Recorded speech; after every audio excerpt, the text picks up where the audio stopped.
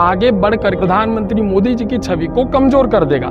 कई सर्वे ऐसे भी आए हैं जिसमें राहुल गांधी मोदी जी से ज्यादा पॉपुलर हो गए हैं। तो देखना यह होगा कि आगे राहुल गांधी देश के लिए क्या करते हैं, कौन से अच्छी स्कीम लेकर के आते हैं और गरीबों के लिए, बेरोजगारों के लिए, युवाओं के लिए वो कौन कौन से कार्य करते हैं। हमारे देश में आज ऐसी स्थिति नहीं है कि पूरी तरह से मेक इन इंडिया के थ्रू सब कोई बिजनेस करने लग जाए, क्योंकि जमीनी स्तर पर जब हम बिजनेस करने के लिए संपत्ति की, धन की अगर आवश्यकता हमें होती है तो वो हमें पूरी नहीं होती है, क्योंकि बीच में कई ऐसे भ्रष्टाचारी लोग हैं जो गरीबों को उनकी आवश्यकता के लिए उतना धन मुहैया नहीं करा पाती। दोस्तों, सरकार की जितनी भी स्कीम्स हैं, इन स्कीम्स को बीच वाले जो मध्यस्थ होते हैं वो पूरी तरह से खा जाते हैं, समाप्त कर देते हैं।